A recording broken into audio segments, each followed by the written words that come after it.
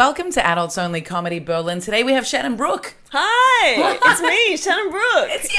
Yes. Yes.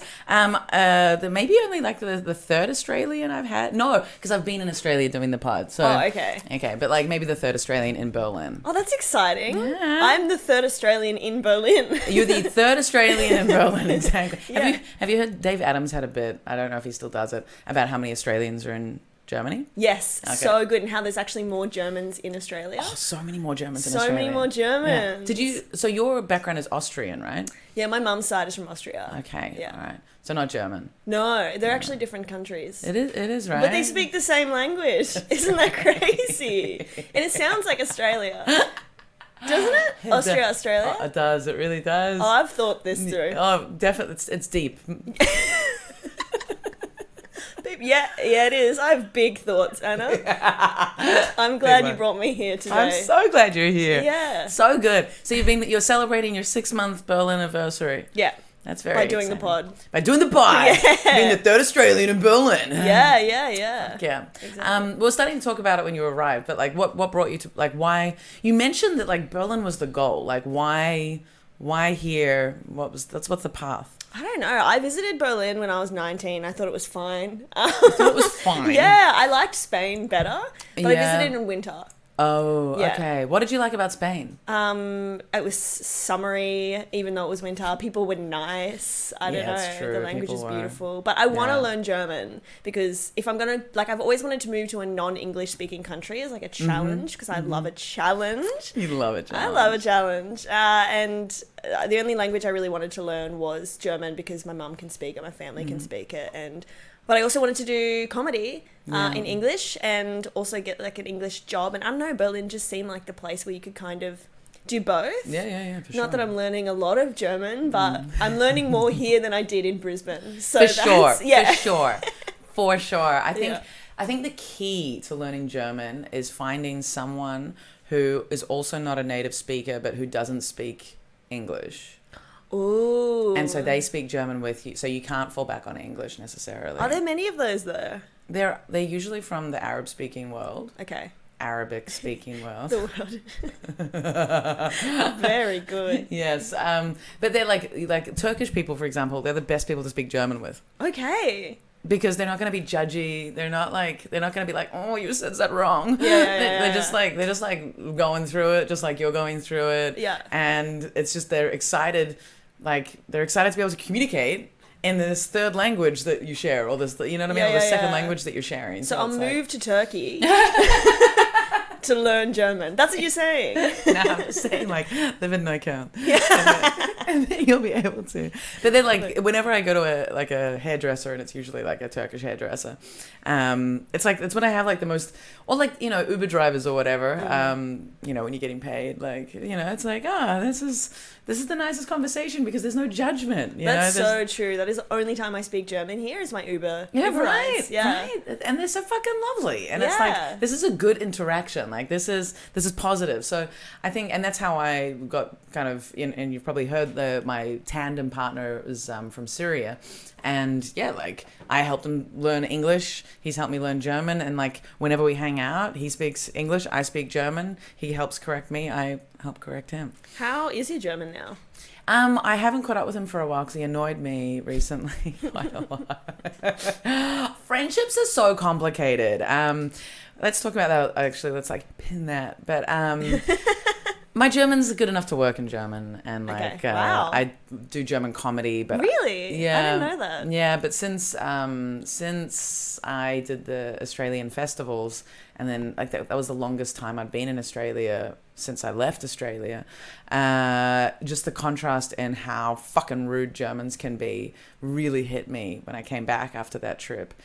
And after spending so much time interacting with strangers. So usually when I've gone back to Australia, it's been like 3 weeks and I've just been really around family and friends. And so, but this one, it was because I was doing my thing and I was interacting with all these strangers all the time. It was like, oh my God, the average Australian is so warm and welcoming. And there's none of this fucking like, arbitrary rudeness, you know, whereas I got back to Berlin, went and grabbed a coffee one day, and like the server was so fucking rude, and like just every little interaction that I seem to be having with strangers, and like I'm starting out with this like positive, happy speaking German, you know, and still getting just so much coldness and like genuine aggression that I was really upset for the first 2.5 weeks trying to reconcile my love for Berlin and this horrible behavior I was receiving from its residents.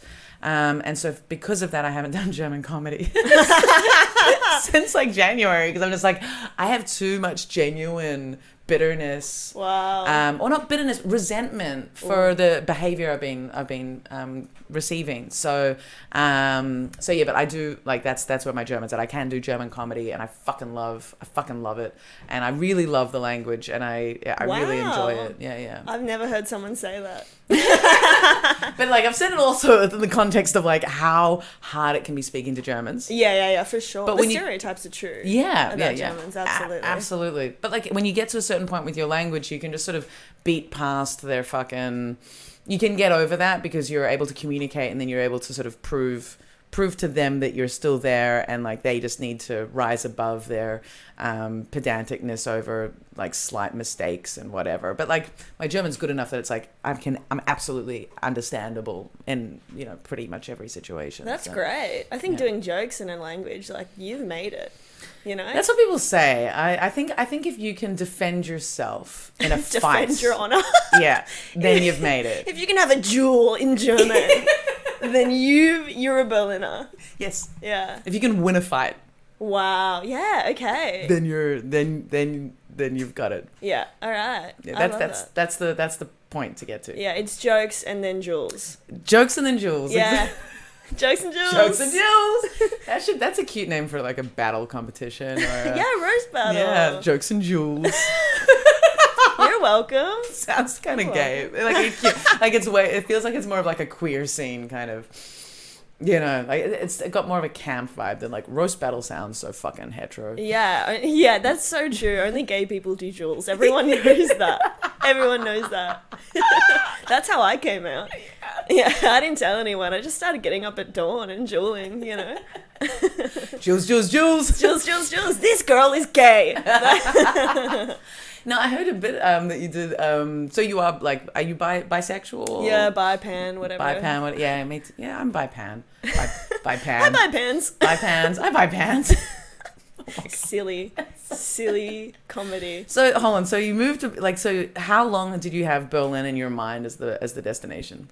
Since I was 19, I moved back home and was like, I want to move, and then was like Berlin, and then was going to move. That was like 7 years between, no? Yeah. Okay. So I was like, okay, I need to get like a corporate job to save money. So I did that. Worked for the government. Met my ex-fiance. And then was like, hey, here's the catch. If you want to be my lover, you gotta move to Berlin. Hey, that actually works. Exactly. That's actually pretty good. I think you need to. No, you don't need to. But that's the thing you could. They were good sentences. Silly humor. And he was like, yeah, why not? I got no plans, and we're gonna go. And then what a catch. Yeah. And I love that about him. He had no goals, and that's what I look for. A dog. I look for a puppy dog to follow me around. Yeah, right. You moved to Goulburn once you got engaged. Why? I was doing social work. I was doing my Master of Social Work. That's what I did when the pandemic hit. I was like, well, if you'd already started, or you? No, I was like, well, if I can't move to Berlin, then let's do a master's degree. Nice. I love a challenge. Yeah. We know. I would have been on that train. Yeah, Totally. For sure. And then I had to do a placement for university, and I love a challenge. So I was like, let's do it in a small town where I can get that experience. And Goulburn is near Canberra. My family lives in Canberra, like some of my family. I want to be close to my nana. Yeah. So about a year ago, we were we packed up, and he said yes, obviously, because he followed me around. Because he had no thoughts. And Perfect. Yeah, perfect. And then, we moved to Goulburn. And then, well, the funny thing is we broke up because he realised that like 2 months before or something, he didn't actually want to move to Berlin. That was my dream the whole time, which is true. Yeah. And so I left, and then he was stuck in Goulburn with my nana, I guess. Not next, like, No. not in the same, okay, No, not in the just same house. like that was why we went there. Yeah, okay, That was so- our main connection. So, like, he was like, I'm not coming to Berlin, but then you left, and then he was just in this city that, like, in this town that had no relevance to him except Yeah. your grandma. Except my grandma. Yeah, and he worked in Canberra as well, because he was just literally stuck in Goulburn for like 4 months. Yeah. Wow. That's crazy. So, yeah, so just to bring listeners up to speed, so, yeah, Shannon and I realized we have the same thing. Like, we were both, like, I was married, you were engaged, and then we moved to Berlin, like, within, 6 months of, like, the breakup. Yeah. Yeah, both you 6 won, months. though, like getting married. I win, yeah. Yeah. It's a competition and you won it. Thanks. I don't often win. It didn't feel like a win. Yeah, I'll take that win. Yeah. But the thing is, we got married because he was Colombian, and his next visa, like, he was there on a visa, my ex-husband, with his wife's, on his wife's visa. Oh my God. Yeah, and so we got together right when his next visa was getting processed with her, and we got together. They weren't an open marriage, but then we hooked up, and then he was like, I want to be with you. What? Yeah, our marriage hasn't been working anyway. We were just kind of staying together for the visa and Did trying you to have make like it work. a wedding, like a big wedding? We had a wedding. That's nice. It wasn't big, but it was like, I've never believed in marriage, really. Like, I see it as an opportunity to have a party and to unite the families, but the legal element, I never understood why people need to do that. I am the exact same. We were never going to get legally married. I just love to party. Like, it was like, yeah, Let's have a party, both the families, yeah! Yeah, and I love attention. Like, are you kidding? That's going to be the hottest crowd I've ever done, like, a type 5 to. Do you know what I mean? Hilarious. Isn't that true, though? Yeah. Oh, my God. I've never thought about that. What? I'm not motivated, like, as shocking as this might I'm super not motivated by attention, but, like, that playlist, I was so excited about my wedding playlist. I forget your music. Your music first, comedy second. Well, no, I'm comedy first, but like it's about the full experience. So, like, my wedding was more about, like, there's gonna be a fun party. Yeah. And, like, I didn't say shit. Also, I wasn't doing comedy then, so So you were not funny, because that's I wasn't funny. I wasn't. I don't know. I think that wedding night was pretty funny, though. Like, not for anything that I did, but just, like, it's all just like, it was a comedic tragedy, like, all the elements of that wedding. What do you mean? Like, did anyone drool? Is that there was no dueling. boring? I know. Bunch of straights. I know. And, like, none of my mates came and said, I oppose this wedding. Oh You know, like, that would have been, I didn't invite any of those people to the actual ceremony. But no, we, like, the actual ceremony was cool. We just happened to live, like, a block away from the registry office. And it was, like, a cool registry office that had, like, it was basically like an Indigenous artwork gallery. Cool. So that was really nice. And the woman that married us was really fucking funny. Chess Allen. Shout out to Chess Allen. Chess. Like, who names their child Chess? Yeah, wow. Yeah. Strong. Yeah, very strong. Yeah. Very strong. And so anyway, we got married, like, really small ceremony with just, like, my parents and, like, his, like, best mate, 2 friends or something. And then from there, we had the reception at a pub in Abbotsford. And it was a pub, like, I just wanted it where I'm not spending any fucking money. You know, like, if people want to come and party, come along. There's no bar. That, like, if you want to eat, fucking order something. Like, yeah. You're an adult. Exactly. Like, why do I have to feed you? I don't have to feed you. If you want to come celebrate with us, you can, like, supply your own fucking consumptions, you know? So true. You know, and I was like, we booked the room, had the space set up. It was a cute little room, and there was a courtyard as well for everyone to smoke it, for me to smoke it.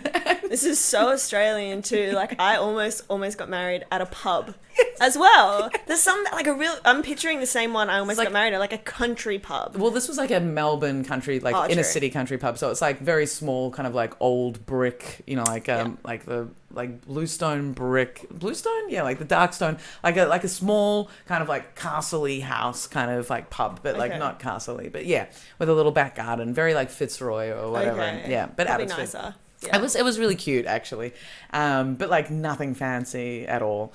And my mum was quite scandalized that I wasn't, like, paying for food or drinks for anyone, so my mum paid for the bridal table's food and drinks, which is very sweet. Thanks, mom. But yeah, so basically, like, you know, come and, like, order what you want. Yeah, it was kind of the vibe. And then my parents did a speech, but the thing was, on the way from that was what was kind of funny was from the ceremony to the reception.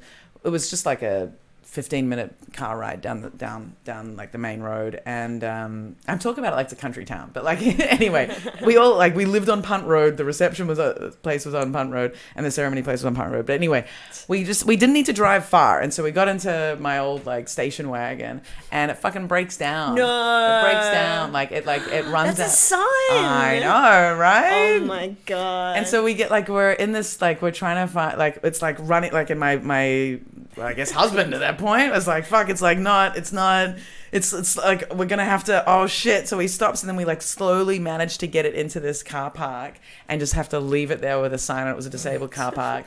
And I write this note, and thankfully it was right next to a train station that led directly to where the pub was. It was very fortunate, but it was like, okay, car broke down. Thankfully it ended up just being gas. Left a note on it.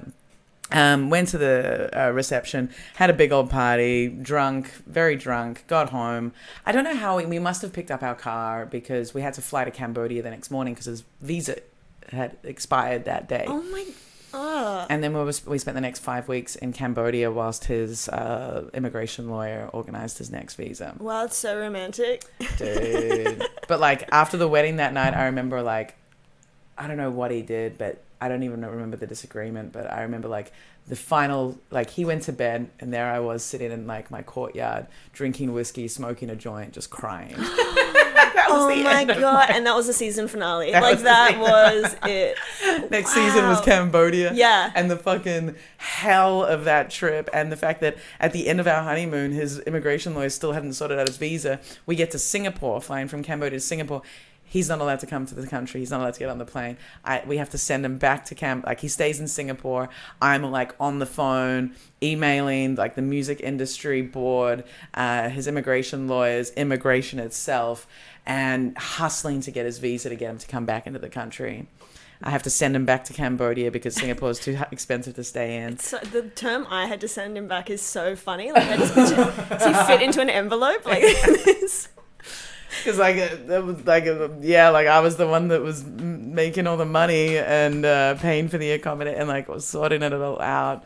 Eventually get him back on a visa, and they only give him 2 months in the country. What? And in those 2 months, I had to hustle and get our marriage visa application finished, and I did that.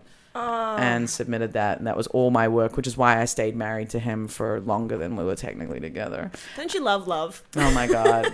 Yeah. How long were you together for? Like married for? We were married for like a year and a few months. Okay. And we were together for 9 months before we got married. Oh freaking hell. Yeah, but then we were married for like I left, and then we stayed together legally and together for all official reasons. We then submitted our divorce in 2019. Yeah, wow. Yeah. What a journey. Yeah, so that was that. That's a story. That is a story. I want I've got bits where I pulled the bit out last night about our marriage being an open marriage and like the conditions of that, and it's like there's so much in the whole story of our relationship. It's like it's hard to make, I don't know, like there's a lot in there, but to make it good comedy that's like light and poppy, it's like I need to interject a lot of other stuff into it. So I'm still processing how to fucking do that. I know I just started talking about the broken engagement. Yeah. So hold on. It broke because he just decided he didn't want to come to Berlin. Yeah, essentially. I mean, it's complicated, I guess, but like it was also a season finale. Like we just gone to, and I'd asked him heaps of time, but the way he was spending money, so he was kind of like, that was like my ex. Like as in like just like really bad with money. And I was like, where are you spending? Like how? And he's like, yeah, I'll meet you later in Berlin. I'm like, okay, but like you just bought a new car, like, and we're meant to be leaving in a few. He's like, yeah, but blah blah blah blah. And we go back to Brisbane for my best friend's wedding, which was awesome. And then on good party. I emceed, tight crowd, really good crowd. Great, I did great. Bits worked. And then we're on the flight back the next day, and I asked him again. Was like, "Do you want to go to Berlin?" And he was like, "Yeah, but just for a few weeks." What? I know, and I'm like, "Oh, so that's like a bit different." And then so we're just like, we just start sobbing, I guess, and which is so funny because it's the 3-person like aisle. So there's just this woman just like watching us break up. And then we get to Canberra because we had to fly to Canberra, and we had separate cars for a long reason. And then we had the entire car ride back to Goulburn by ourselves. And when we got back, I was like, we have to break up. Like, obviously. And then but it was so weird. Like, yeah. But there were you driving like one in front of the other on the way back? Yeah. Just like beeping, like, hello? Or just like both crying and like pulling up next to each other. It would have been like that. We're just like sobbing. We're probably both calling our friends. They're like, why are you not in the same car? Like, you're taking this so seriously. It was, that's why we broke up, which is, really sad. And it's still super bizarre. Like, so good to be in Berlin single. I just think like the actual physical breakup being so public, but then like driving home so separate, so alone. So alone. There's a lot of comedy in that. There's so much comedy, but I struggle with like talking about it because some crowds just feel bad for me. It's really hard, like, and that's the best thing that's the best thing to be able to do with comedy, like, to turn that pain, and because we've all experienced breakups, and it is, like, the most tragic things are the most piercingly funny, I think. But it's, like, being able to get the balance and, like, the turnaround and that energy perfectly transformed from the tension and the sadness to the comedy. But But you were saying like being single in Berlin was just the best, like. I mean, I think sometimes I miss having a partner like that I love.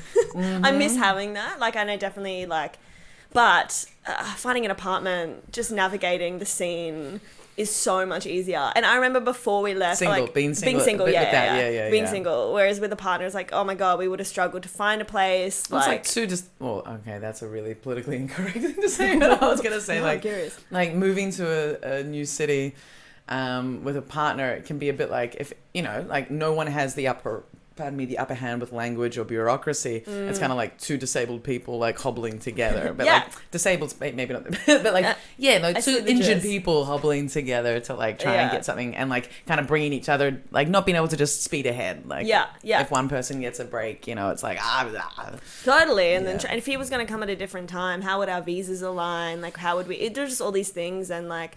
I remember before when we thought we were going to move together, and he was like, I'm really keen to go. I just don't want you to be as busy as you are now. What the fuck does that mean? Exactly. Yeah. I'm like, so that's my whole personality. That's, you know what I mean? Oh, so what? Oh, you want me to watch a movie? Like, I don't do that, The movies don't laugh at my jokes. Why? Who would do that? Appreciate someone else's art? I don't think so. I don't think so. I don't have time for that. Yeah. I always say, like, I spent my 20s consuming. Now's the time for production. Maybe I'll relax in my 30s then. Yeah, maybe. Maybe. I did the opposite. Yeah, exactly. Yeah. Time to balance it out. But so, what were you so busy with in Goulburn? Yeah, exactly. What was I doing in Goulburn? What do you do there? Like pandemic. Oh my god, exactly. I think I was somehow gigging. Like I'd go down to Canberra to gig a lot. And I was doing my masters, and I was doing 2 jobs online, and I don't know, I find ways. You and I sound very similar. I think so too. I actually think we're super similar people. I think so. We have similar stories. Yeah, but also we don't think we're manic, but from the outside.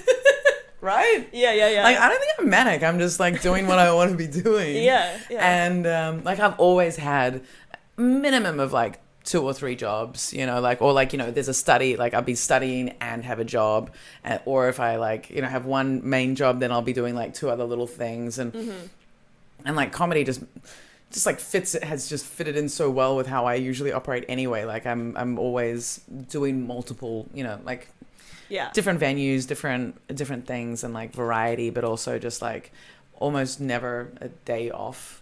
Do you kind of wish, though, like a part of you is like, oh, imagine if I was the sort of person where I could just do my 9 to 5 and come home and watch TV and go to bed and be happy with that? Yeah. Like, don't you think that would be kind of...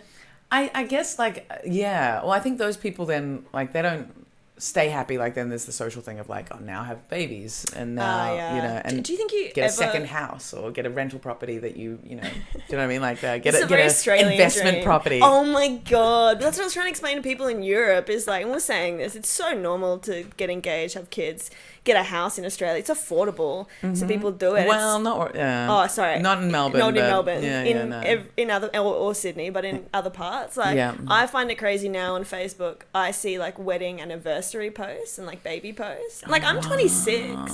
Wedding anniversary posts. Yeah, no, I see that too. I think I've just unfriended most of those people. People don't get married anymore. I don't see it.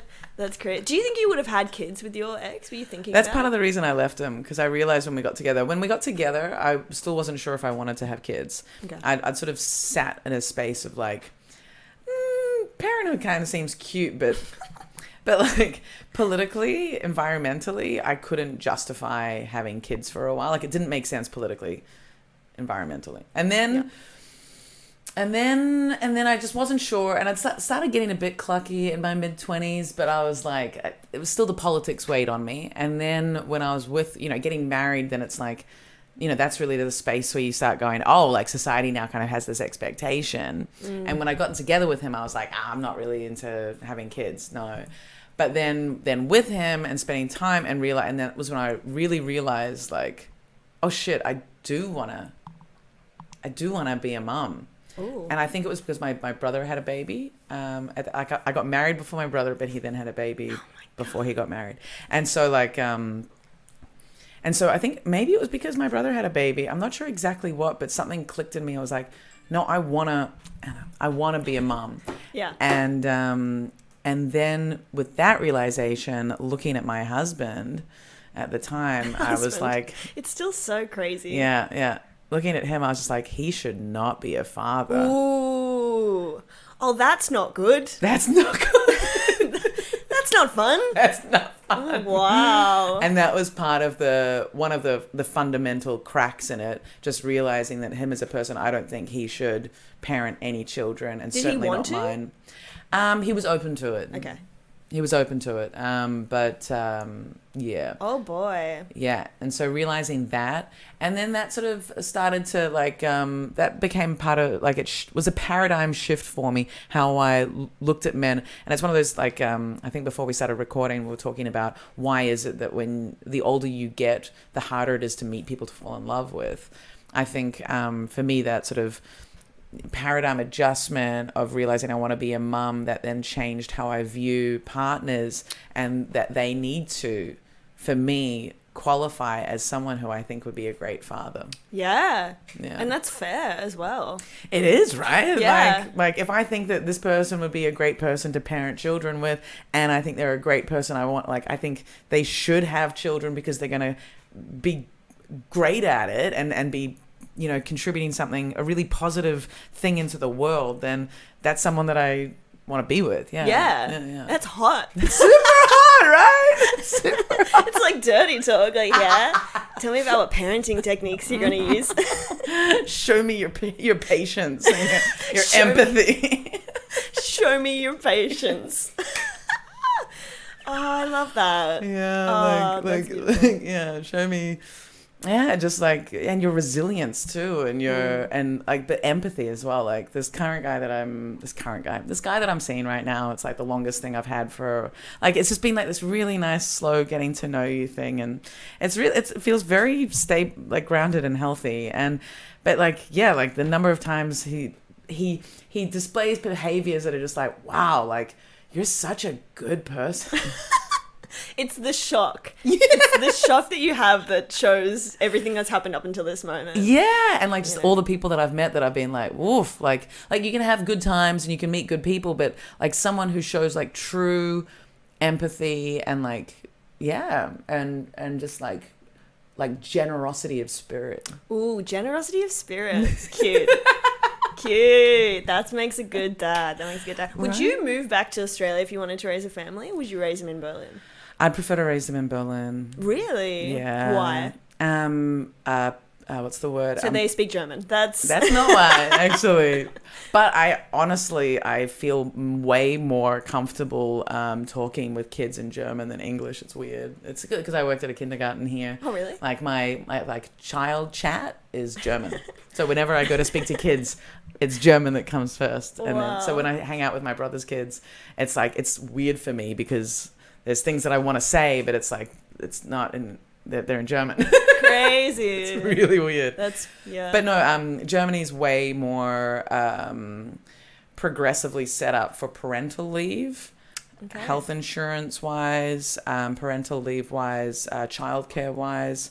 All of these things are way better funded by the government and accessible, and like you can put your kid into childcare, up to 5 days a week if you want from the age of 1. Wow. It's not going to break the bank. No, it's like €200 a month. I What? Think. 200, maybe it's 200 a week. Maybe it's 200 a week, but even that is like, okay, like less than $1,000 a month.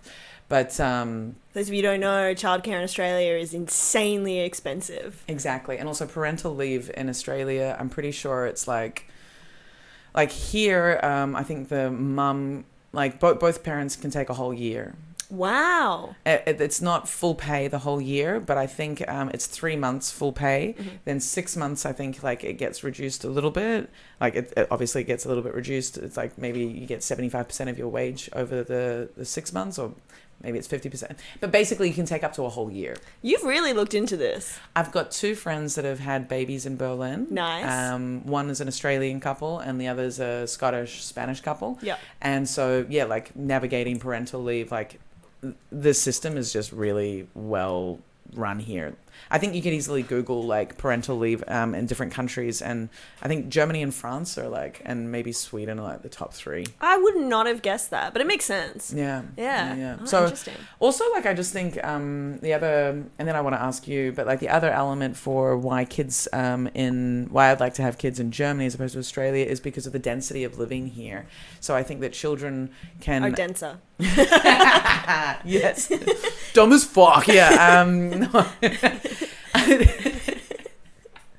I think children are pretty dumb. Like so dumb. Let's just.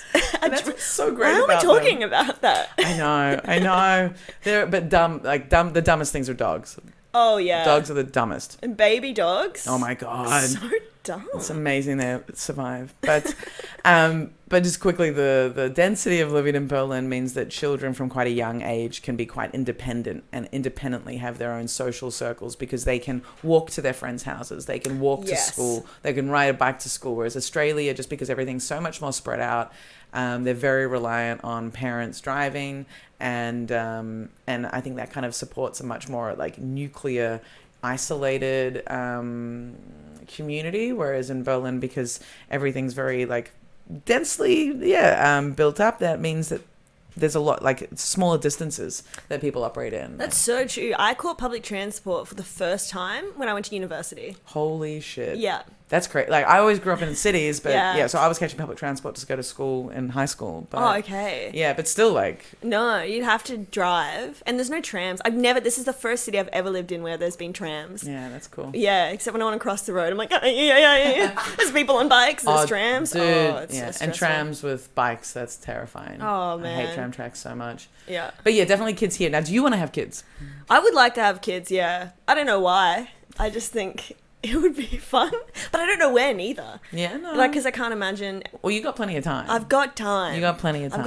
I've got stacks, and we almost, like me and my ex-partner, not you and I, almost had children. I have a godson, and when he was born, I was just like so clucky. Like, yeah, it usually takes one close to you. And you're like, these things rock. And we almost conceived, but every time I was like, I want to move to Berlin first. We were always like, yeah, probably while we're in Berlin, I'll get pregnant. Wow, which is crazy because now I'm like, I cannot imagine. Like I told you, I spent like 30 minutes last night vomiting because I took too much drugs. Like I can't perceive like a child, you know. Right. I think moving to Berlin, you definitely need a few years to stabilize before. Like I can't imagine if like you moved to Berlin pregnant. Oh my what a gosh. different experience that would be. Yeah, or just like getting pregnant very early on here, I think. Yeah. Especially the ages, like what people do at the ages are different. That's what we were saying. It's like I'm 26, but all my friends here, like older and younger, are doing the same thing I'm doing. We're all just like, and the cost of living is easier, so we're working less, we're vibing more. Whereas back home, it's like 26, okay, like you can move into partner. If you don't have a partner, better find one. Like do this, do that. And I wonder how much, like, again, density of living comes into it. You've read a book. Like I can tell. I haven't. You've never read a book? I haven't read any books Why are you ever wearing in my glasses? life. To look Genetics. smart. No books on density, but I wonder how much. But I've read a dense book. I've read a few dense books. Another silly bit. But I think also because of the density of living in Europe. Being sponsored by Density? Being What? sponsored by density. This is crazy. Okay, that's got to be in the title. Of your autobiography. No, just this episode. Come on. Oh, okay. Yeah, there's more to you. But maybe there's something in this. But because there's more access to everything quicker here. So like you can travel to different cultures so much more cheaply and so much more quickly here. So because like Berlin, like at 26, if you've done your degree and then you've started your work life, like also work life starts a lot later in Europe. I know. You Which is so good. I don't like people I work at a cafe now. I've never worked in a cafe with people older than me. Do you know what I mean? They're all in Australia. Europe. They're all 17 and 18-year-olds. In Australia, they're all young. And in here, it's like because people study for longer. People, they're socially acceptable to work in hospitality as a choice. Here? Do you know, yeah, here. Don't you? Is Melbourne different? Melbourne's different. Okay. Melbourne's Like really we're from different. countries Yeah. sometimes. We're Yeah. not. I'm trying to relate to you. Yeah, and I it's know. just You're not, really trying. I get it. You're from a cool, hip city. And We have trams. But because it's different density of Density, living. Yeah. But in Melbourne, like my biggest issue with Berlin when I moved here, so before I had any inkling, like it was like, I'm going to move here to work on my creativity and develop that. But my main sort of like career plan was I will open my own venue. And the venue would have been, at the start, it was going to be my own cafe. And then it moved into probably like a bar as I was sort of assessing the market. And then after another year, it was like, no, it needs to be an event space. An event space is what would make the most money here. And so when I first moved here, within a week, I was working at a bar.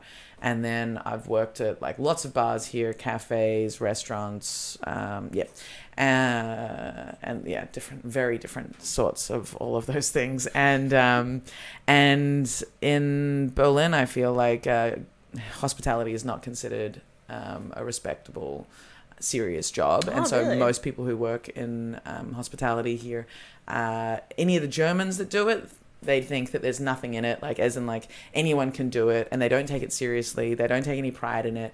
And and I think that culture of anyone can do it. So you do get a lot of foreigners in work in hospitality here, but like the pay is still shit. It's very not secure. There's not a lot of respect, and the customers, like it informs the customers as well. So the customers are not very respectful. They're awful here. And it's not just that they're German. It's just that it's the culture of the hospitality industry in Berlin. Interesting. So I got the fuck out of there as soon as I could, which took way too long, but like went back to just full-time English teaching and then found a job at a kindergarten, which was a godsend. But yeah, so very different experience for me. Yeah. Like, I haven't had that at all. Maybe because I work with expats, like I don't know, we're all Yeah, if you're working somewhere whereas I was working pretty much in very like German spaces. okay.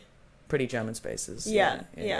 And because I was working full time in hospitality in Australia for quite a while, like I was managing bars and restaurants. Oh, and really? Cafes. Yeah.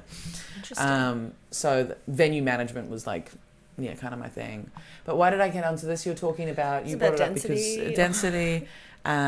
People starting work life a lot later. So that's the thing. People don't see hospitality, I think, here as like a real job. So Right. people you get young people here doing it. You don't get older people as much doing it, I don't think. Really, I found that there are older people doing it. I don't know, Are but they maybe that's Germans? expats.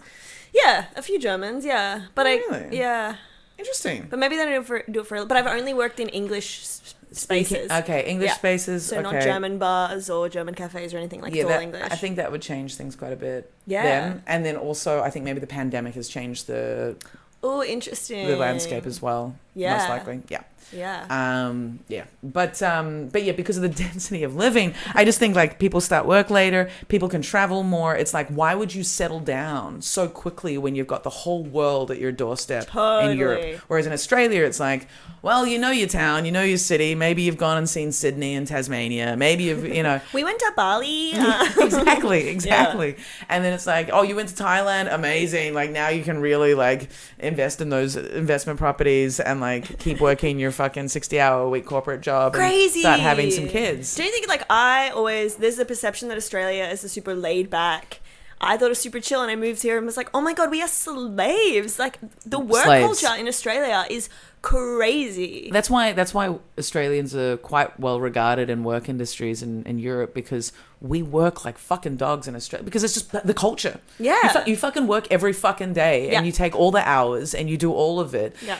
And so when we get here and we're like, and like then we look around, it's like, oh, we're the only ones working this hard. Yeah. Like, yeah. People like have days off here. Yeah, people take like summer vacations where they just fucking like they regularly take vacation.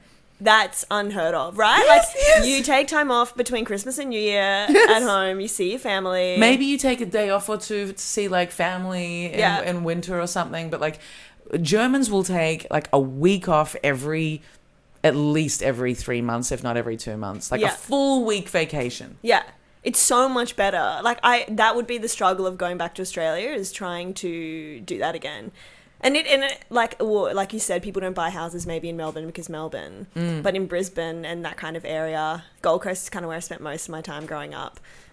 You do. Everyone I know bought a house. And so you work because you've got that financial goal, and the goal is to buy a house. And when you have a house, you have to stay in the house. Yes. Because that's how houses work. Yes, unless you're doing really well money-wise, and then like, you keep that as you get that one, and then you buy another one, and you make that your project for making into a rental, and then then you've got like maybe a holiday house, and then whatever. The kids. I think the kids. I do know people that have bought. I guess I know people that have bought property in Melbourne, but like they have had to fucking slog. Yeah. And they're buying property now. Like they've bought property in their late 20s, and then they wait until they've done that, and then they get married because they've got to save up for their wedding.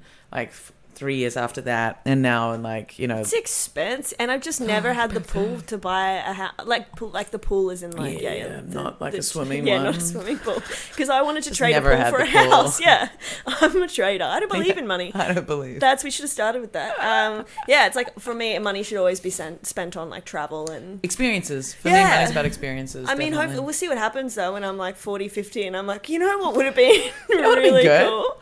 Then you should definitely stay in Germany, because most like for example, this apartment has a indefinite, like I've got a what do you call it, unbefristete. It's like indifferent. That was the word on the tip of my tongue.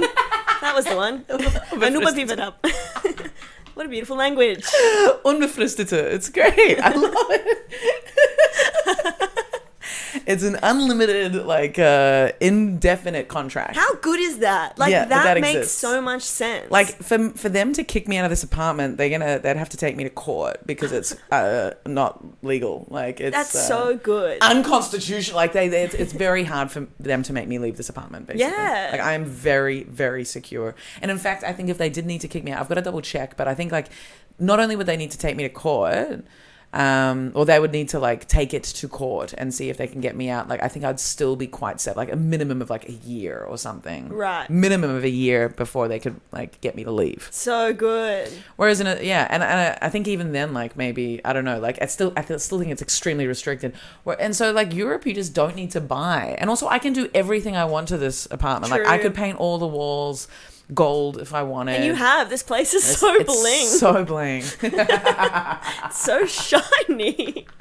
But like I could like this place could just become insanely like I could do whatever, you know, and I have absolutely that right to do it. So why would you buy when you can just really invest in a rental? Exactly. And whereas for those of you who don't know, back home, there's like 6 months to 1 year contracts. That's the norm for rent. The norm. And then they increase the price. Yeah. Or you have to leave. Yeah. And so, or they go month by month. Oh, yeah. And so it's so expensive because you move all the time. Yeah. And so you have to pack everything up. Yeah. Pay for like the bond, which is like the deposit. Yeah, deposit. And all of that. Like, so people buy because it's actually cheaper. Yeah, it does work out in the end. Yeah, super fun, interesting comedy chats. Yeah, I was just thinking that. I'm so glad. So glad. How do you... Okay, so... Density, housing, divorce. This has been Comedy with Anna and This Shannon. is Australia in Berlin. Oh, fuck, man. Let's talk about investment. It's stocks. It's so funny. So this guy, okay, it's a funny little story, but I'm not going to tell the whole story, but basically this guy that I kind of know, I had one Tinder date with him, and then I don't know what happened. He seemed like he was a bit too, I will tell the story. He seemed like he was a little bit too... He was a little bit too on my level of like crazy, and I was trying to like straighten up when I went on this date with him. I was like, he's not going to help me become better. We're going to have way too much fun together. You can't date yourself. Exactly. That's chaos. Exactly. I think I'd die. Yeah. Don't you reckon? Imagine if you and I dated. Oh my God. Oh my God. I think this guy is basically though like very like yeah. I think he might be like the German, like the Berlin Anna. Okay. Or the German Anna. He's not from Berlin. Yeah. Except like, you know, he's got like a kid, and he's like, there's lots of, he's a lot of fun though. But we had a really fun first date. Somehow we didn't like, nothing happened. It was in 2020. So I'd stopped drinking. I'd stopped smoking weed. I'd stopped taking all the drugs for the whole year. Yeah. And then I saw him once, like a year later at a lake. He didn't see me, but he was with his son, and I was like, oh, he's got a son. And then like maybe like 3 months ago, I was at a club, and I was waiting in line for the toilet, and he comes up to me, and he's like going down everyone in the queue, like, has anyone got some Coke? Has anyone got some Coke? He comes right up to my face, and he's like, do you have any Coke? And I was like, we had a date once. And he, like, his whole face was like changed, and he's like, seriously, and I was like, he's like, I think I remember. And he's like, tell me the details. And I'm like, yeah, we went on the canal. You brought a speaker. And he was like, I remember. I really liked your music. I was like, yeah. He's like, oh shit. But then did I not text you back? I'm like, I don't know. And then he was thinking, no, you didn't text me back. And I was like, And then the toilet came free, and I went in the toilet. Oh my God. And he was like, can I at least have a line? Like banging on the door. And he sounds like a catch. I can't believe you didn't text him back. He's very funny. Anyway, and then I get out of the toilet later, and like don't see him for a while, and then the end of the night, there was also a woman next to me in the toilet queue, and this happened. And then when I went to leave that night, went to the cloakroom, and she was a woman working in the cloakroom, and she's like, what happened with that guy? And I was like, wow. Oh shit. Like, she's like, that was the funniest interaction. Like, that was the funniest thing that happened to me all night, watching that interaction. And I was like, yes. She's like, you're gonna go talk to him? And I was like, she's like, why don't you go on a second date or something? And I was like, I don't know. And then I was leaving. I was like, I saw him. I was like, maybe I should go and say goodbye. So I went up to him. I was like, hey, dude, that was nice. He's like, hey, no, I was just going to say, can we have a second date? Can we have a second date? Can we have a second date? And I was like, and he's like, wait, let me buy you a drink. Let me do this right. And so like, we go up to the bar, and he's like, all right, so like, what star sign are you? I'm like, oh my, this isn't real. And what star sign are you? So when he asked me this, I'm like, oh my God, you're hilarious. He's like, you're Aquarius. I'm like, silly. I'm like, silly. No. I'm like, I'm Scorpio. He's like, no way. I'm like, yeah. He's like, me too. He's like, and then we got married. He was like, this is perfect. And like, he's fucking insane, right? But he's very funny. He's got like a really good, fun energy. And then we're getting our drinks at the bar, and he's like, I'm going to give you my phone number. And I was like, okay. And he's like, yeah. I was like, okay, well, I'll get my phone. And he's like, no, I need a pen and a paper. I'm going to give you my phone number properly. And then he asks for a pen and paper. He comes back from the bar. Days. Yeah. And he's got like an A4 with like a huge permanent marker. I'm like, all right, this is all just so like caricature like. Yeah. And then he's like, all right. And then he pulls out his phone. I'm like, why did you get the pen and paper? He's like, I don't know my phone number. I'm like, of course you don't. And he's like, no, I've had it for 8 years. I can't do numbers. I'm like, all right, excellent. That also is exactly what I would have expected. And he writes his number down, and then he folds it up, and like we have a good chat, and he's like, and he folds it up. He's like, no, I want you to meditate on this, and I want you to only if you want to contact me if you want this, if you want a second date with me. But it was so nice meeting you. And he gives me the paper. We have a big hug. And I leave. And then 2 days later, I get a text from him, and he's like, I found your number on Tinder. This guy. And then I was like, look, you can come meet me for a drink after a show. And then I get a message from him that night when he was supposed to meet me for the show. After the show, he's like, I'm so sorry, I just slept in. Can we still meet? I'm like, nah, man, it's like 1 a.m. I'm going to go home. And he's like, oh, shit. And then yesterday, as I was writing to my show, I see him ride. I'm like, oh fuck! And so I just like kind of ride quickly and avoid him. Like no bad blood, but I'm just like, I can't do this. I can't. Nah. And so I just kind of like he doesn't see me. I don't see him. Like as in like I see him, but like I just ride and pretend like I haven't seen him. And then at the end of my show, I come out and he's sitting there, and I'm like, what the fuck? And he's like, what? Yeah, I'm like. Dude, it's like, last night? Yeah. Oh my god. I'm like, dude. He's like, yeah, I saw you writing this afternoon. I'm like, yeah, I saw you too. He's like, yeah. And I figured like you have this, and then I thought like you were writing towards Schlesische Straße, and I know that you do comedy at this bar. So I was like, maybe she's got the show there tonight. So I came by, and I was like, yeah. And so we sat and we chatted after the show for a bit.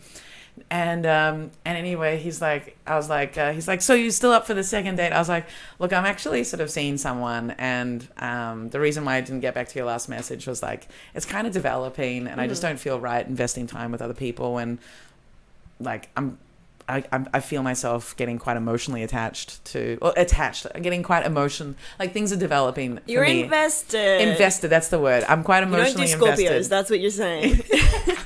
That's what I'm taking from this. Got it. No, but it's just like, yeah, and like he's the second guy that I've had to be like, not to brag, but just be like, hey, I'm enjoying hanging out with you, but like it doesn't feel right. Like I've got to let you know that I'm quite emotionally invested somewhere else right now with someone, and I want to give that space, and it's a bit confusing and it doesn't feel authentic spending time with you in this way. But like happy to be friends and hang out, have a drink, but like I'm sort of emotionally invested elsewhere. And he was like, oh, okay, cool. And then so we eventually packed down the room, sit down outside with him. I was like, I can have a drink with you, and then I'm going to meet some friends, but like, let's have a drink. And he's like, so how have you been? I'm like, I'm really good. And he's like, so what did you do today? I'm like, I had a really good day with the guy I'm seeing. And before this conversation, he was like, so tell me, because I didn't come and meet you after that show, do you think that ruined my chances with you? I'm like, I think so.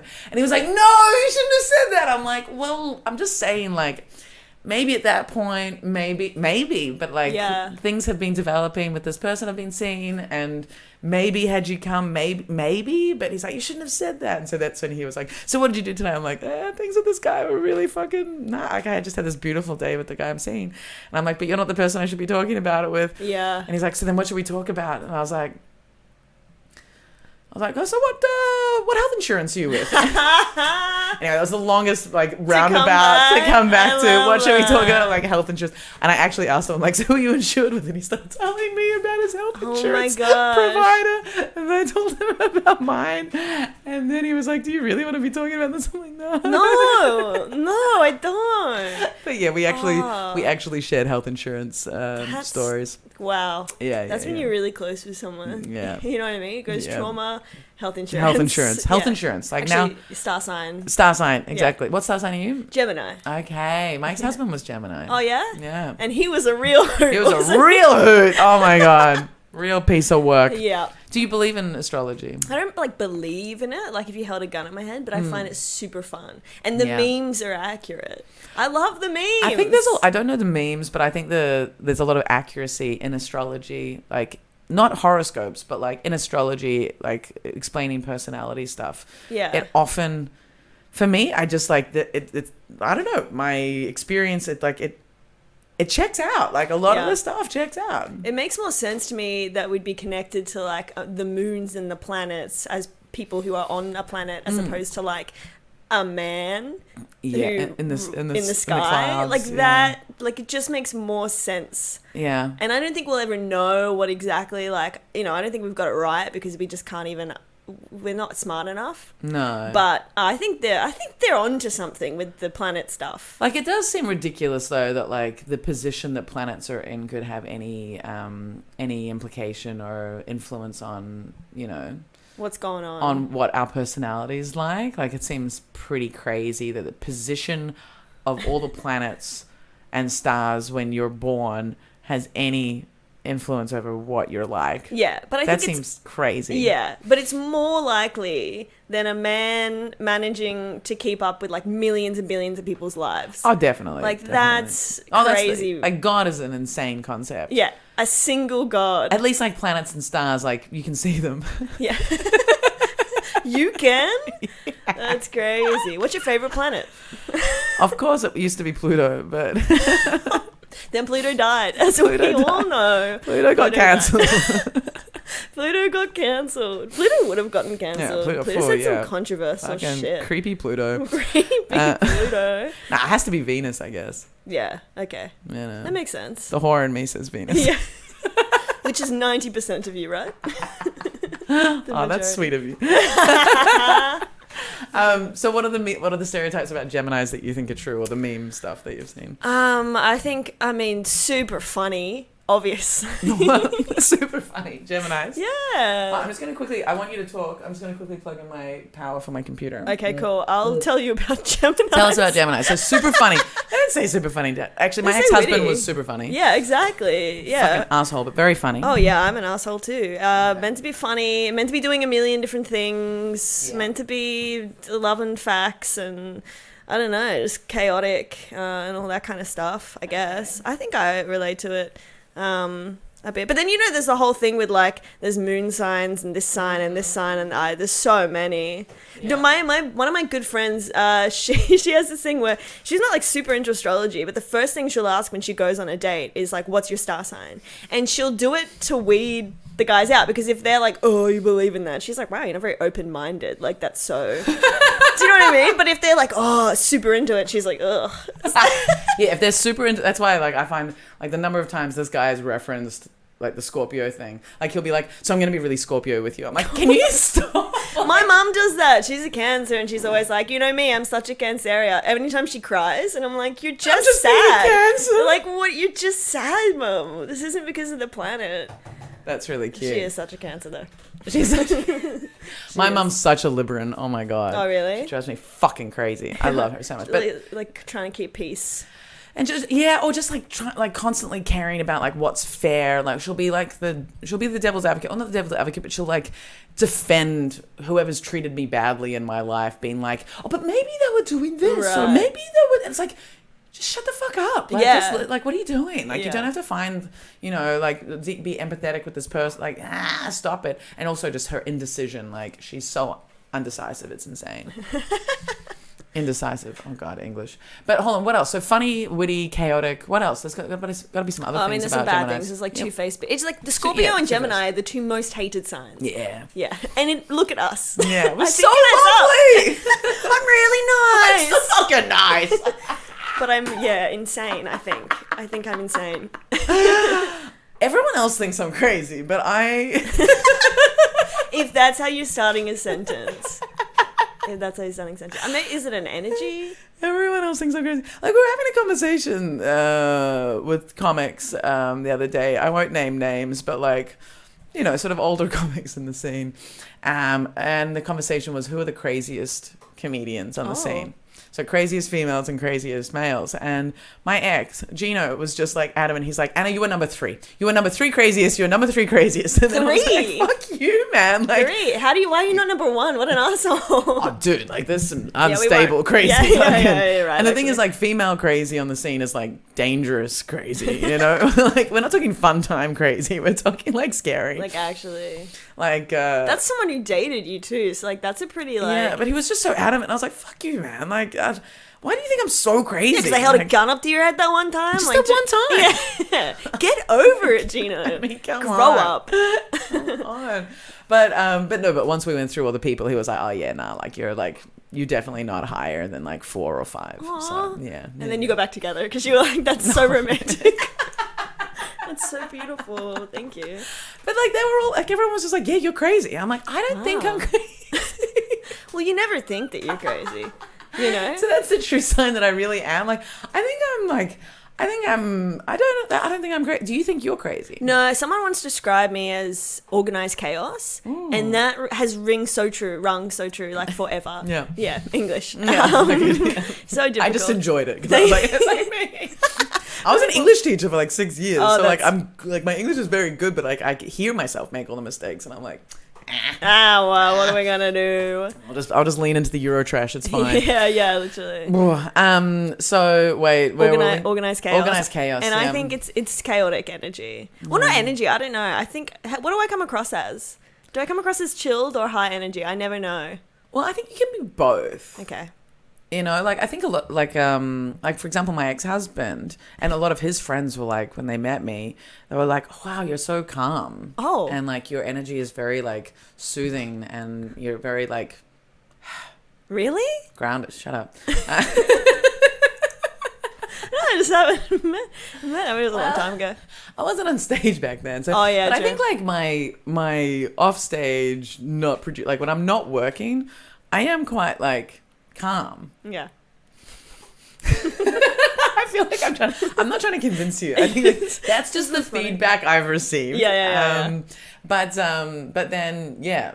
And I think you also have like I think you've got quite a chill vibe. But I think if you're doing like, you've got an internal drive, I can feel that you've got an internal, like there's energy in there that's moving towards what you want to be doing. And you're motivated by that. I think it's the situations I find myself in that brings the chaos out. It's like, you know, someone asked me if I was lucky recently. I was like, yeah. And then I was like, wait a second, no. It's just like if anything's going to happen, it'll happen to me. Okay, that's Do you know what I mean? Like, just... I don't know. Maybe you're similar. Give us an example. Like even at our engagement party, somehow by the end of the night, entered into like a 7-person orgy. Yeah, it did. Yeah, it did. Like just that, and it's like, oh, that would happen. I don't know, or just things like that. Like, God damn it! I wish my wedding night had been like that. Like we we fucked had other 3 people. Yeah, we fucked other people. That would have been a way better way to end. Yeah, things. you might still be together. Like we could have been. Although he was very jealous. Oh, that's so you guys had an open relationship, but it was okay. Yeah. Again, super similar. Yeah. Have you mentioned that on stage? Because maybe I heard that. And I was when I had a joke about it, and I only did the joke so that other comics that I wanted to fuck knew that I was in an open relationship. Such a classic open relationship fucking thing to do. I know. I've got a joke about, I ask if people are in an open relationship. It's not really a joke. It's just like a little bit of crowd work. Like what is it? What is the word when it's like, funneled, like it's intentional crowd work where it's like you ask if people are in open relationships, so because people in open relationships always want to tell you that they're in open relationships. Yeah, nice. Classic. Yeah. And it's true.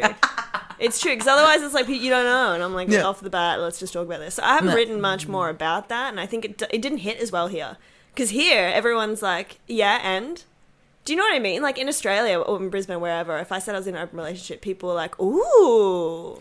Yeah, it's true. It's true. It was much more. It was I was very quiet about it because it was so not normal, and it was kind of threatening for people to hear about it in Australia. So I wouldn't talk about it because, like all close friends, obviously, but like wasn't something that I'd tell, new people or strangers or whatever. Yeah, or colleagues. No. Yeah, right. See, I can't keep my mouth shut, so I would, those memes, like I want to be so mysterious. I think that's so cool, but I just tell everyone everything all the time. I do that now because like it's part of like, as doing comedy, and also with like comedians as friends, it's just like blah, blah, blah. And even like Strangers, yeah, like I might tell too much to strangers. I'm just thinking I probably don't say too much to audience members though. But like, yeah, like I think I'm like a very open book. Like whatever's the funniest thing to say, like that's what's going to come out. Yeah. With my current situation. Yeah, so like, yeah. Yeah, like being in an open relationship. Absolutely. Like my last relationship was the most open one that I've been in. It was like I actually had started reading The Ethical Slut, and it, like really. So you've read that. So I'm curious, like, what were the conditions for your open relationship? Well, when we started, like, it was just like, oh, let's just open it up, bring people in. Basically, it was group sex and like. So you together. wouldn't. Okay, so the same with my marriage. Yeah. It was just group stuff. It was always together. Yeah. And then it slowly opened up. Let's go on dates with other people. So we started doing that separately. And then I fell in love with someone else. And we navigated that because originally you just sex but no feelings, and then you realize that that's not how. That's not ethical either. And it's just not how it works. And so we're like, oh yeah, and then we both kind of had, I guess, other partners, but it was like a primary.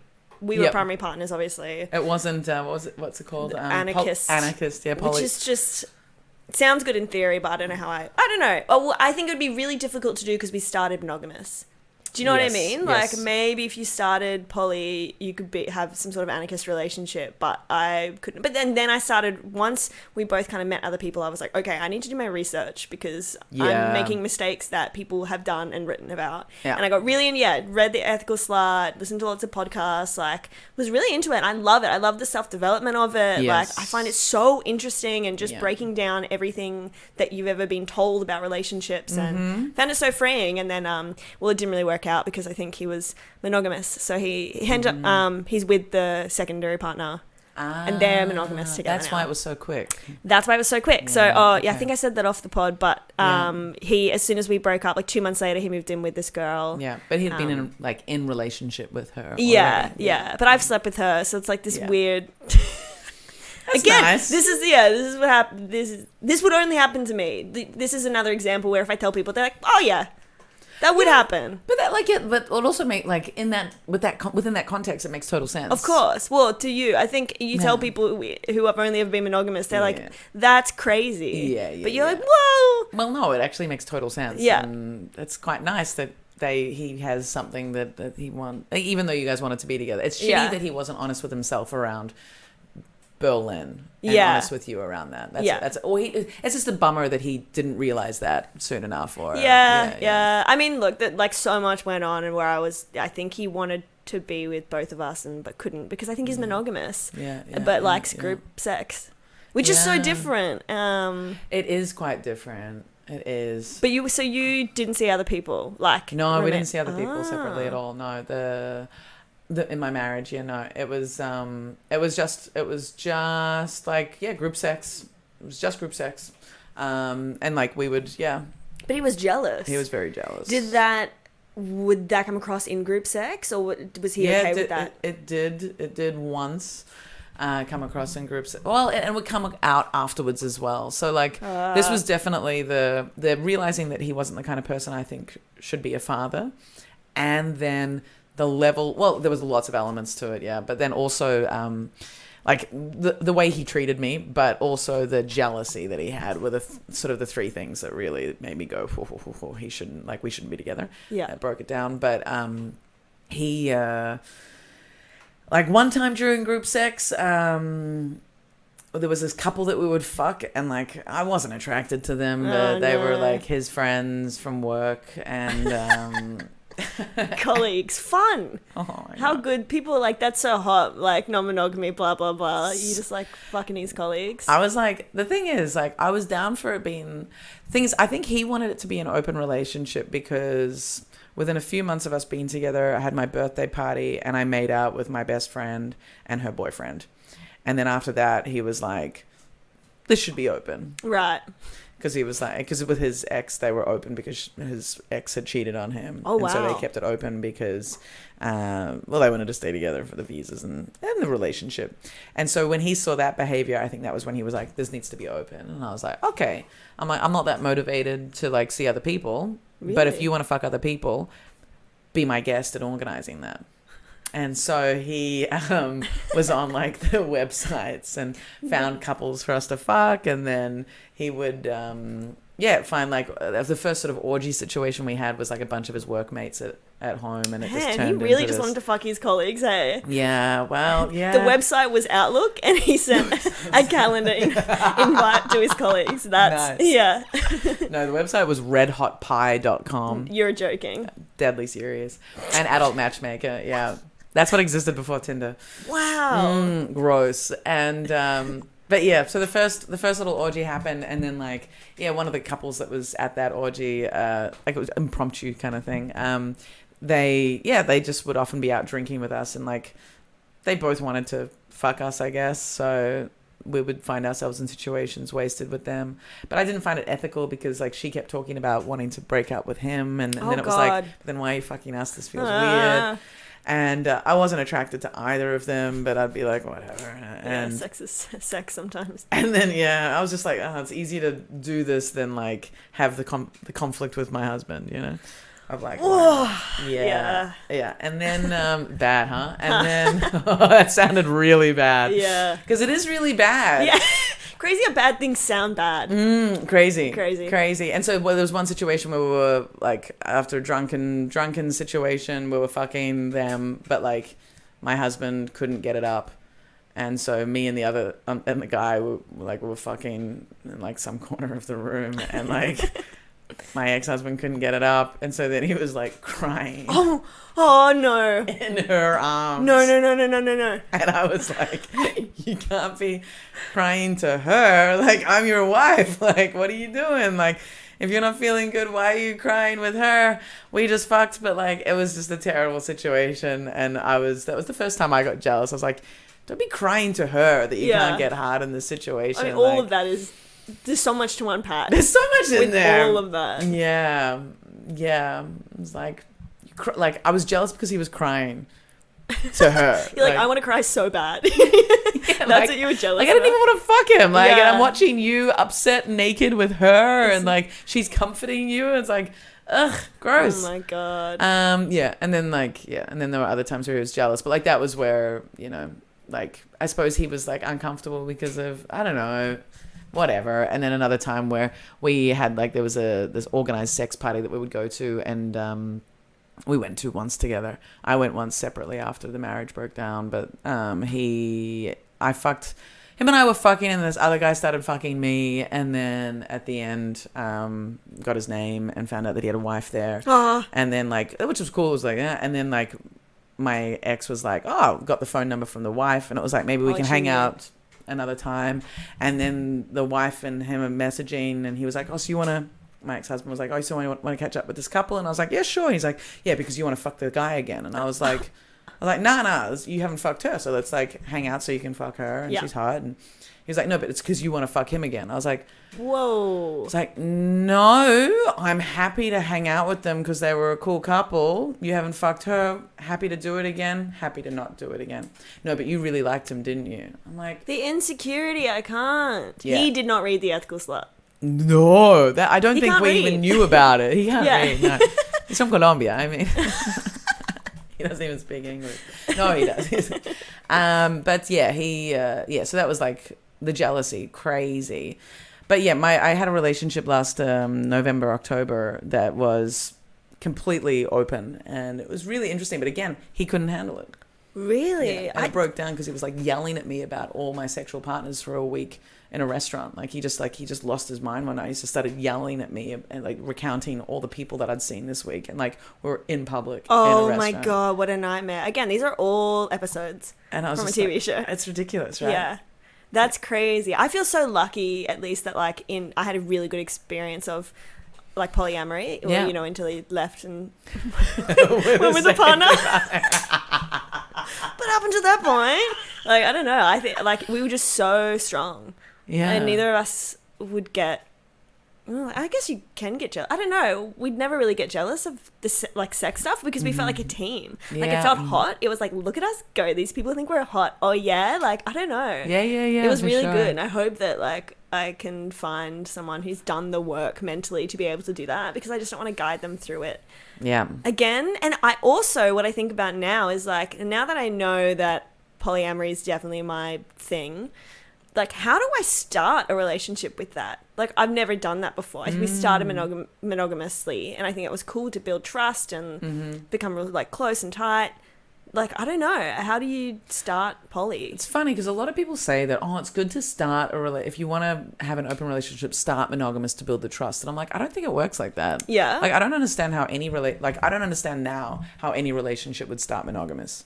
Doesn't make any sense to me. Yeah. Because why would you become exclusive before you know each other? No, that's a really good point. Like, I don't get that at all. Like, why would you restrict yourselves from all of your normal freedoms when you're building the intimacy, building a sense of each other, building trust? Like, you can do all of that, and I think should do all of that while still feeling like you've got all the options available to you. And like, why, like, becoming monogamous, I think makes sense at some points if that's what you want. Yeah. But like, yeah, so I think starting poly makes all the sense, because you're just like, or starting open, because I think once you live together, monogamy can make sense. Yeah. Because it's like, okay, we have one apartment. Like, if we fuck other people, then we're gonna be away from each other, and we should communicate that. So well, I guess, you just get to a point in a relationship where it's more like, okay, we are close enough now that we're primary partners, I'd say, and we need to talk about boundaries, which should be every relationship. And I think it is. Like, but you know, I feel like we don't, like, people, not all monogamous people, will never be like, hey, what is cheating to you?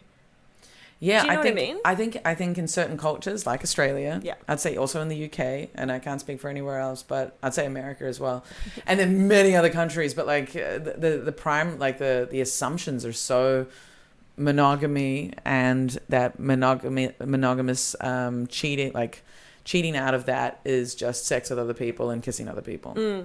But that's what like really changed it for me. Is I had a conversation with my partner like a year in or whatever. And I kind of had the realization of like, I feel like I could fuck other people and still love you. Yeah. And that was like, what's going on? And he was like, yeah, well, also if you wanted to do that, why would I stop you? I don't own you. And I'm like, exactly. And I was like, wait a minute, what are our boundaries anyway? We never talked about it because you don't. And I'm like, I would actually feel so comfortable if you kissed other people, but we've never said that. He's like, I'd feel the same. And I'm like, could you imagine if we didn't talk about that and you kissed someone? And I was like, what the heck? That's cheating. Like, what are we doing? Like, so I think now I've just gotten better at communicating my needs in a relationship anyway. So I guess maybe it's less about becoming monogamous with someone, but it's getting to that point of going, hey, I really like you and the most or like significantly. Yeah. And I want us to work. So I don't know, then you have a conversation around that. Yeah, exactly. I think is that your experience? Like, is the person you're seeing now, is that also kind of open? Well, we haven't. Yeah, we don't have any definition of the relationship yet. Cool. The definition is that it's more than sex. Yeah. That we care about each other. Nice. And that we're not going to just disappear. And so yeah. So that's where we are now. It's I feel like I've spoken to like one guy that I sort of was kind of involved with for a second. Kind of jumped into my life like recently, and it was like, oh, this guy's like my age and wants children, and and was like really into me, and I was like, oh, okay, interesting. I need to give this some space, because this could be actually what I want, and this could meet my needs here, but I was already quite emotionally invested with this person that I'm seeing, and so quickly I was like, actually, and then I referred to the guy that I'm seeing as my main partner. So I kind of like, it's a very open thing, but I feel like it will, like, I've just naturally stopped having sex with the other people that I was having sex with. Yeah. So I had maybe like, I don't know, 3 other people on the roster. You're so organized.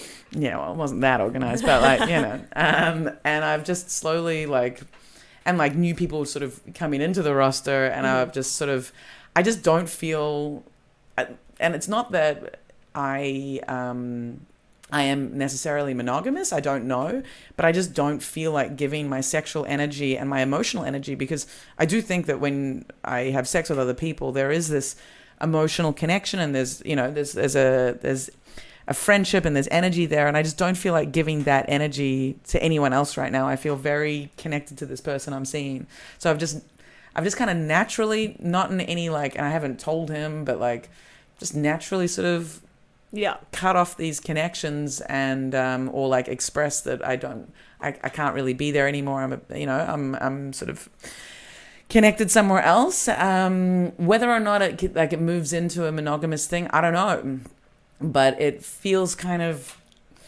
like I don't want to put any labels on it yet, and he doesn't either, it seems. But like, if we keep it open, and then it's like, if something just comes up, that means it's not this big fucking problem, you know what I mean? Like, if you do meet someone and you have chemistry with them and you fuck, then it doesn't break your relationship. Like, I think, I don't know, I think keeping things open out of a sense that like making it exclusive then means that boundaries are crossed that create that equate to the end of the relationship, right? That threaten it, you know, does certain actions mean shouldn't necessarily mean that the relationship is then compromised. Yeah, and it's sad, I think, like how people will end relationships for those reasons, and also because of a lack of seeing the future or whatever. I think like the best thing you can do is just enjoy it for what it is without any expectations of what it should be. Exactly. This is what I'm doing now for the first time. It's like, I'm not trying to forecast the future.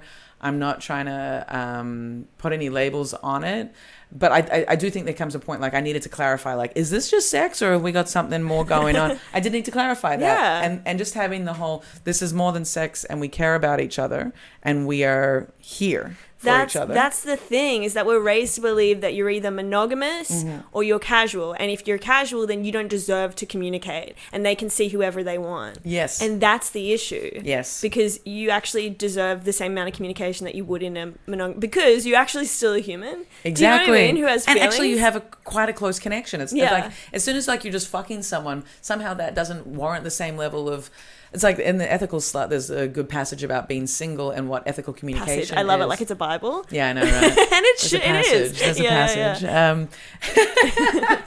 But I think like I took that on at the start of the year. Basically, after my last relationship, I approached my singleness through the sort of lens of the ethical slut, and going, all right, all the people that I'm fucking, I'm going to have the conversation with them. Hey, we don't want a relationship together, but can we still communicate respectfully? And like, if we hit each other up, be respectful in how we communicate back. Like, hey, I'm really not available. Like, let me get back to you in a few weeks or whatever. Or, like, just be ethical with it. Yeah.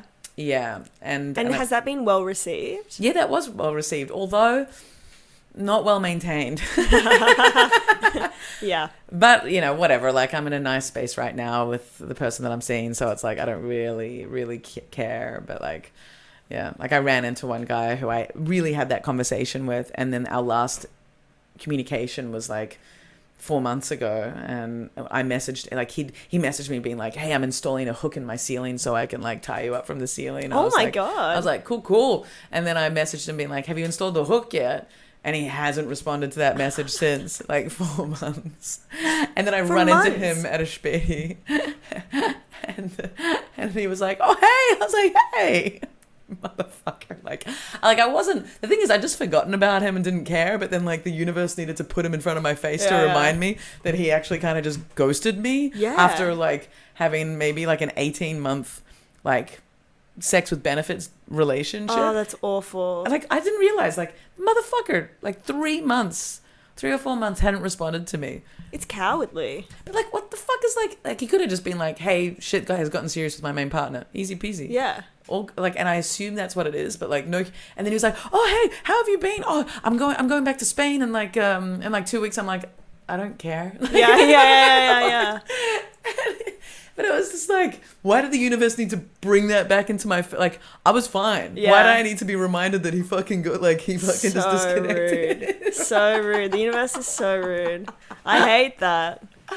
So yeah, so that's like, I think I'm totally with you. The whole like, you can operate as a single person ethically, and like casual sex can be very respectful. Yeah, and it should be. And it should be, but it's like, not. You're very vulnerable with someone. Yeah. You deserve respect. I wonder how much that's come down from the morality around casual sex, and so because it's not considered as moral because of like church and whatever, that we therefore are disrespectful within those dynamics because they're not respected by society. 100%. Yeah. That's so true. It's exactly what it is. Yeah. Like, your relationship isn't legit. Yeah. You know? So like, why give it any fucking? Why be a good person in it? Yeah, because if you're not planning to marry someone, then you don't love them, or you like them, or have a connection with them, yeah. right? It's so fucking ridiculous. And like we said before, it's like the difference of like just being engaged and how much more seriously your relationship is taken. Yeah, is crazy. It's insane. Yeah, it's insane. And then I can imagine marriage would just be even more so. Or the weight of marriage, like there are real kind of like invisible, metaphorical shackles that come with fucking marriage, man. It's crazy. Like the level, like, yeah, I really I don't know how much I've processed it. I think I have, but it was quite a process moving, like, and like you were saying, like how crazy it is that a year ago your relationship broke down, only a year ago, but like, and already a year ago, but like, yeah, the all that future that you had mapped out together, and like the talk of getting pregnant when you're in Berlin, and like this whole like big, deep, long, it's grossly, I wasn't meaning to sound sexual, future that you had kind of painted in your subconscious is just like, like all the blocks just like fucking thrown apart. And it's like the process of going, oh God, like I was so emotionally invested in all of these things that I had mapped out, and then that just being removed. I think that's why it takes so long to get over it. Like, I'm still not over it. I feel like it's going to take so long because I'm not just grieving the relationship that's over. I'm grieving all of the plans that we had together. Yes, that's the thing. And that takes so long. Mm-hmm. Yeah. Mm-hmm. Especially knowing that he's got someone else. And not to say that you can't love someone else and not grieve at the same time, but I think it helps to not be alone. I think it's very different. Yeah. Like, nah, I judge them. No. I love that. I judge them. I do. Like, I think the power, self-knowledge, power and self-knowledge that come from, I actually judge everybody. So just to clarify, you judge everyone. But I judge everybody that's not spent a long time single. Ooh, yeah. Only because, and only after I've spent quite a long time single, because I never thought that I'd be someone like, and it's not to say like I don't, like, I think there's I never thought that I would spend, like, I met people I remember in my late 20s who had been single for like 5 years, and I was like, wow, something's wrong with you. Like, wow. I absolutely judged it. And like subconsciously, like I was also like, wow, like that's some crazy luck, or like lack of luck. And then me moving to Berlin, and then like after my first relationship, like my long-term relationship here breaking down, since then that really ended like start of 2019. And so 2019 through to present, it's like all my relationships have been like 2 months long, and like, like not long relationships, and like patches where, of course, seeing people. And so some people would say, oh, I haven't really ever been single because I've always been seeing people. But I still think like not having someone, not being in love and being loved by someone that you're in love with, that is what I call being single. So different. Like, you go home by yourself. And there's no one there to fucking cry on. There's no one there no one's checking up on you. Like, you've got family, you've got friends, but it's so different having a love partner. Yeah. Like, you feel, like I felt like I could do anything when I had a partner, because I was like, well, whatever, like I've got this person here. Yeah. Like, it's just, and that's hard to adjust to. Like, there's so many benefits, of course, and what I can process and learn, I feel like I'm only doing because I'm allowing myself to have this time, and I don't have the opportunity to run into another relationship. learning what you like doing when you're by yourself, what you like cooking when you're by yourself, how you like to fucking spend your time, how you like to organize your space by yourself. Like the number of, cohabitating situations, just like realizing how I like to live. Like there's no way I could have done that without a huge, I just didn't know the core of myself. Of course, being with someone, it's lovely to like, combine things, but to really know how you are, like I didn't realize I didn't know that. Yeah. 100%. Especially when you're in a very monogamous, like, I'm sure your relationships were similar. Like we did everything together. Yeah, like borderline codependency. Oh, absolutely codependency. Yeah. Like especially and I like a bit of codependency. I would love someone to cook for me all the time, actually. Oh, I miss dude. that the most. I love cooking for someone. Like I love. Maybe we should date. Right. Yeah. But like I love just being able to like I'll cook better food, and like I'll get more into cooking when I've got someone there, or like sure. or just like I'm very bad at watching movies alone, like I'll watch half Same. of it and then I'll be like, all right, I got other stuff to do, Yeah, I can't believe you can watch half. Like I literally like a third, let's be honest. Yeah, It takes 3 days for me to I, finish sit the down film. and eat my meal. It's been 10 minutes. Yeah. I'm like, well, that was the film. Like Right? Like time to don't. do some work, or to do something else that I need to do. Exactly that. Or, but yeah, like I went through big patches of just being like, it's just, like 2020 was a big year of sort of processing, because I stopped drinking and stopped taking drugs, but like also like little successes and things happened, and just celebrating or suffering through them alone, and being like, wow, I've got no one. Mm-hmm. Like you can share it with friends, but it's different when you've got someone that, a love partner. It's like when you share your successes with a love partner, it's so different. And when you grieve something with a love partner, it's so different. And it's like doing all that stuff alone. It was like, there was a line that I started sets with for a little period, which was like, does anyone here, does anyone here ever just like I can't remember exactly. It was just like so like wish that they were in love, or like, feel the pain of like not being in love or wanting to be in love. And the crowd would be like, woo, and I'd be like, yeah, me neither. And so just like Classic. but just having that like overwhelming, being like, fuck, like I just miss being in love. Yeah, I didn't realize how much my self-confidence would be impacted, because no matter what I look like or what happened, there was someone who was like, you look beautiful, who wanted to have sex with me, blah, blah, blah. And I'm not seeing anyone at the moment. Like not a single, I'm not even sleeping around. Like I've never been so like, not, and then I'm like, oh, I have to think that I'm pretty. Do you know what I mean? Or like exactly. I have to just believe that. And that's hard. It's a new thing. I didn't expect that, and I think that's hard as well. Being like, oh, I have to affirm myself. That's so much work. Totally. Let someone else tell me. Totally. The thing that I'd always come back to though in those moments of like, oh, I wish I had a partner. Oh, this sucks. Is going no. Reading books about density. That's. I just think about tram lines and parental leave, but but I think about like the one line would always be like, I'm here because it's better to be here than be with that person, like or to be with someone that isn't in love with me, or like that I don't love, like where I was isn't where I wanted to be, so it's better that I'm here. That's it. Hey, it's like I miss the relationship that I was in, but at the time that I was in it. Yes. Like totally. it's not, if we were together now, it wouldn't be good. No. And they didn't want to be here, and yeah exactly.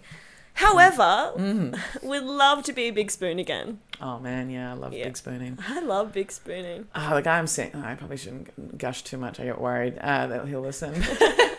Man, like I think like my favorite thing with like really, use a different word, really feeling connected to someone is like sleeping next to them is my favorite thing in the world. Oh my god, like when you feel really connected to someone and you just like them so much, the sleeping next to them thing is just like the it's my fucking favorite thing. Yes. Like obviously excellent sex and like great times just hanging out and like doing everything together, but like the sleep is just like it's like the dessert. It's like just the best fucking thing. Yeah, like waking up next to someone as well. So right? sweet.